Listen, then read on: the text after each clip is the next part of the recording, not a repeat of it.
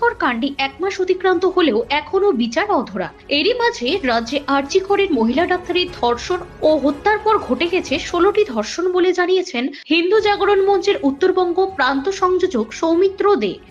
বৃহস্পতিবার সন্ধ্যায় এরই প্রতিবাদে কলেজ পাড়া মোড়ে একটি পথসভার আয়োজন করে সংগঠনের সদস্যরা। এদিন সৌমিত্র দে আরো বলেন, আজ কোচবিহারের বক্সিরহাটে 9 বছরের শিশুকন্যাকে ধর্ষণ করা হয়েছে। পরপর চলতে থাকা এই ধর্ষণ ও নিগ্রহের প্রতিবাদে তাই সোচ্চার হয়েছেন তারা। পাশাপাশি তিনি জানান, বাংলায় কোনো ঘটনা ঘটলেই তার তুলনা করা হয় পার্শ্ববর্তী রাজ্যের সঙ্গে। মণিপুর, উত্তরপ্রদেশ সহ বিজেপি শাসিত রাজ্যেও এই ধরনের ন্যাক্কারজনক ঘটনার প্রতিবাদ তারা করেন বলে জানিয়েছেন তিনি। কিন্তু তুলনা করে বাংলার ধর্ষণের ঘটনাগুলোকে ছোট করে দেখতে নারাজ তিনি। তার কথায় এটি একটি অরাজনৈতিক মঞ্চ, যেখানে দলমত নির্বিশেষে সকলে আসতে পারেন। কিন্তু আরজিকরের মতো ঘটনার 1 মাস পর মুখ্যমন্ত্রীর বলা উৎসবে ফিরে আসুন কথাটির তীব্র নিন্দা করেন তিনি। তিনি এও জানান, সিবিআই তদন্ত করছে। তিনি আশাবাদী সময় লাগলেও প্রকৃত দোষীরা শাস্তি পাবেন। আপনার নাম এবং ডেজিগনেশন থেকে বলুন। সৌমিত্র দে, উত্তরবঙ্গ প্রান্ত সংযোজক, হিন্দু জাগরণ মঞ্চ। আজকে এখানে অনুষ্ঠান হচ্ছে কি কারণ? এটা অ্যাকচুয়ালি অনুষ্ঠান না, আমাদের প্রতিবাদ সভা। কারণ আপনারা সবাই জানেন, আমরা সবাই জানি যে আরজিকর গত 1 মাস আগে আরজিকরের ঘটনা ঘটেছে, কিন্তু তার মাঝখানেও তারপরে পুরো উত্তরবঙ্গে জুড়ে আরো 16টি মেয়েদের ধর্ষণ, নারী নির্যাতন হয়েছে। তো আমরা আরজিকরের বিষয়ে সবাই ভাবছি, সবাই প্রতিবাদ করছি। আমাদের আজকের প্রতিবাদ সভার আরেকটা মূল উদ্দেশ্য, আরো যে 16টি মেয়ে ধর্ষণ এবং তারা ক্ষতি হলো, তারই প্রতিবাদ আজকে আমাদের এই সভা। আমাদের কাছে যা রিপোর্ট আছে, প্রতি সপ্তাহে 7 জন করে মহিলার ধর্ষণ হচ্ছে, শিশু এবং মহিলা। সেগুলো কেস আজ পর্যন্ত উঠছে না। আরজিকর নিয়ে যে ঘটনা ঘটেছে সেটা আমরা সমবেতি, কিন্তু এই আরজিকরের ঘটনায় বিজেপি শাসিত রাজ্যে একাধিক ঘটনা ঘটেছে। মণিপুর তার প্রমাণ।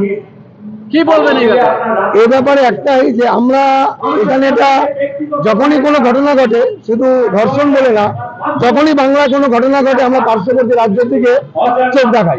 যখনই বাংলায় কোনো ভাইলেন্স হচ্ছে, তখনই আমরা পার্শ্ববর্তী রাজ্য দেখি। যখনই এখানে কোনো দোষীদের পার্শ্ববর্তী রাজ্য দেখি। আমরা এখানে কোনো পলিটিক্স করতে আসিনি। আমাদের সংগঠন দলগত নির্বিশেষে সবাইকে আসার অনুরোধ। মণিপুরে যে ঘটনা ঘটছে অবশ্যই ন্যাক্কার জন্য ঘটনা। তার মানে এই নয় যে আমি আরজিকরের ঘটনাকে সমর্থন করছি। মণিপুরের ঘটনা, ইউপির ঘটনা, এমপির ঘটনা, সমস্ত মেয়েদের প্রতি যে অত্যাচার হচ্ছে সবই ন্যাক্কার জন্য। কিন্তু আমরা পশ্চিমবঙ্গে কি দেখছি আর ইউপিতে কি দেখছি? পশ্চিমবঙ্গে একটা ঘটনার সাথে সাথে তার অ্যাকশন হচ্ছে। আর এখানে আজকে মাননীয় আমাদের সম্মানীয় সবার মুখ্যমন্ত্রী, উনি 1 মাস পরে বলছেন আপনারা উৎসবে ফিরে আসুন। তার মানে আমরা ধর্ষিত মেয়েটিকে ভুলে যাব। শুধু একটা ধর্ষিত নিয়ে আমরা সবাই জানছি। তারপরেও রায়গঞ্জ, হেমতাবাদ, কালিয়াগঞ্জ, আজকেও বক্সিরহাটে, আপনারা জানেন কোচবিহারে বক্সিরহাটে আজকেও একটি 9 বছরের নাবালিকাকে ধর্ষণ করেছে। তার কোনো বিচার, তার নিয়ে কোনো আন্দোলন করবো না। আমরা সব নিয়ে আন্দোলন করতে চাই। আমরা উত্তরপ্রদেশ, মধ্যপ্রদেশ, ত্রিপুরা কেউ না। আমরা ভারতবর্ষের সমস্ত মেয়েদের পাশে আমরা থাকবো। সে যেখানেই হোক, তার বিষয়ে আমরা কথা বলবো। মুখ্যমন্ত্রী একটা সময় সিবিআই কে নিয়ে বলেছিলেন যে বিজেপির একটা এজেন্সি, বিজেপি পরিচালিত এজেন্সি, সেই এজেন্সিকে মুখ্যমন্ত্রী নিজে জানালেন যে সিবিআই এর হাতে দিতে হবে। 1 মাস অতিক্রান্ত, এখনো পর্যন্ত কোনো রেজাল্ট আউট হলো না। আপনি কি আশাবাদী যে এর কোনো সুরাহা হবে? একদম আশাবাদী, সুরাহা হবে। কিন্তু একটা সন্দেহ হচ্ছে যে সিবিআই যেই উদ্দেশ্য, যেটা নিয়ে লড়বে, সেটা হচ্ছে প্রমাণ। আমাদের দিদি বা আমাদের প্রশাসনিক এই রাষ্ট্র ব্যবস্থাকে সে প্রমাণ লোপাট করেছে। তার জন্য সিবিআই কে এত সময় নিতে হচ্ছে। তো আমরা অবশ্যই আশাবাদী সিবিআই যে করে হোক এর অবশ্যই শাস্তি দেবে। কারণ সিবিআই আমাদের কোর্ট, সেটা প্রমাণ দেখে, আর সেই প্রমাণকে লোপাট করা হয়েছে। আমরা সবাই জানি কিভাবে লোপাট করা হয়েছে, কিভাবে ঘটনার পরের দিন টেন্ডার থেকে সেই দেওয়াল ভাঙা হয়েছে, সবাই জানি। তো আমাদের বিশ্বাস সিবিআই তার একদম শুধু যারা করেছে তা না, যারা করিয়েছে তারও শাস্তির বিধান দেবে। কূটনীতি বিশারদদের মতে তাদের বক্তব্য যে এমন তো হবে না যে ধনঞ্জয়ের ফাঁসির মতো বলির বকরা করে দেওয়া হবে অন্য একজন নিরপরাধকে। এটা যাতে না হয় তার জন্য আমরা অবশ্যই আমাদের সাংগঠনিকভাবে সিবিআই আমরা কেন্দ্র সরকারের কাছে আপিল করবো যাতে অন্য কাউকে বলির বকরা করে আসল দোষী যাতে রাস্তা দিয়ে ঘুরে বেড়া আমরা যাতে সেটা না দেখি। আমরা চাই আসল দোষীর সাথে সাথে যারা এই প্রোপাগান্ডার পিছনে আছে সেই মাথাদেরকে শুধু জেলে না ফাঁসির থেকে যদি কোনো বড় সাজা হয় সেটা দিতে হবে। Wait. So this was your wedding look. Oh my god, Tammy, you look pretty. Dhaka থেকে যখন আইছিলাম এ হগল আমার মা আমারে পরায় দিছিল। It's so authentic, Tammy. I will go for this look. But what about my goina?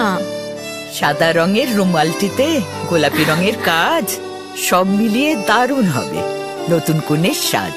আমার গয়না আমার শ্রী ঢাকা জুয়েলার্স, আভিজাত্যের গয়না। সব মাই চায় মেয়েকে রাজরানীর মতন সাজাতে, সাজিয়ে তুলতে চায় সোনার গয়নায়। ওরিয়েন্ট জুয়েলার্স, সোনা যা সর্বক্ষণের। ছোট ছোট অনুভূতি, স্মৃতিগুলো থেকে যায় সব সময় আদরে। কুকু কুকু কিরে হলো? আসছি। লকডাউন সময় তো হয়ে এলো। কিছু স্মৃতির ভাজেই তোলা থাকে শুভারম্ভে প্রাপ্তি। 50 বছরের অভিজ্ঞতায় আগ্নেশ্বর জুয়েলার্স, নিখুঁত গয়নার কারিগরি। Agneshwar jewellers, NS road, Raiganj.